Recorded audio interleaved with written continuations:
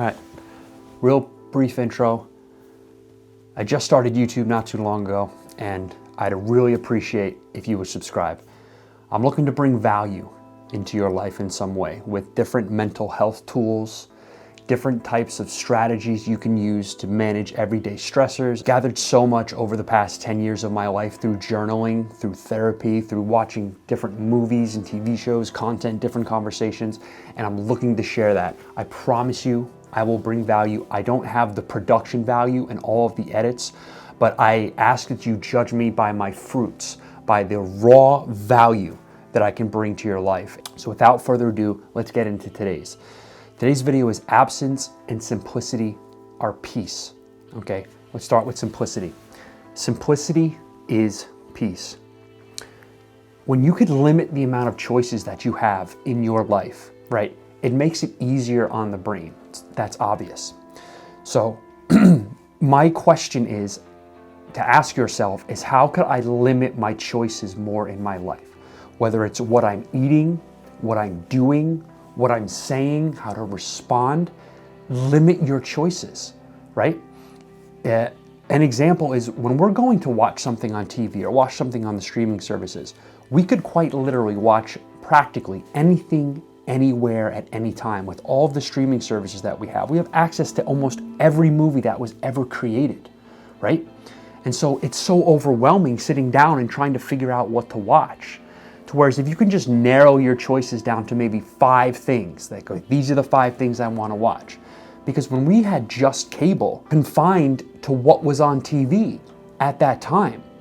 So if you can apply that same mentality to your life, is limit your choices and you will be at peace more often. Figure out ways you can limit your choices. Limiting your choices will bring about peace, because then you won't have to be so overwhelmed with some choices that actually aren't relevant, right?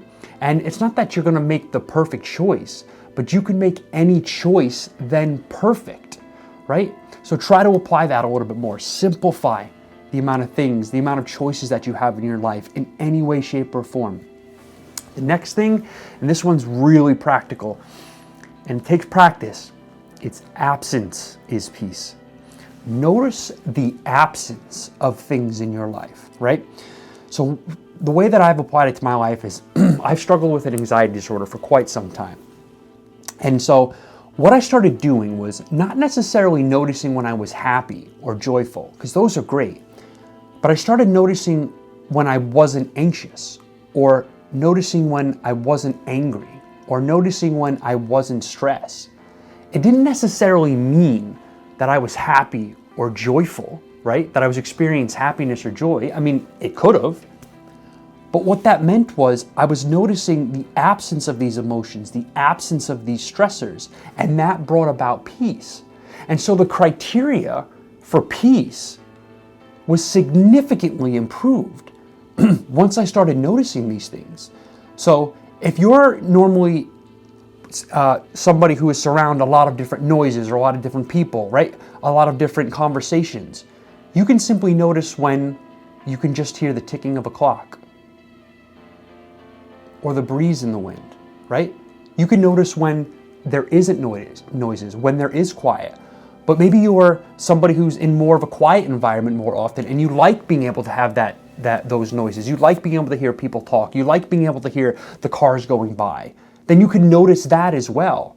So it's noticing the absence of certain things rather than just noticing the presence of things, right? Notice when you're not stressed. Notice when you're not anxious. Notice when you're not angry. It's not necessarily that you need to be happy. It doesn't necessarily mean you have to be joyful. It's great if you could, right? But just notice the absence of these things. And that's where a lot of the progress will start. You'll start to make a lot of progress, and you'll start to realize that I'm at peace more often than I think I am. Or I'm at peace more often than my mind gives me permission to believe. I promise you, when you start realizing this, especially at times, maybe if you're an overthinker, you can notice at times where, hey, I'm not overthinking. So notice the absence of certain things, right? Notice the absence of noises, or notice the absence of quiet, or notice the absence of stress, right?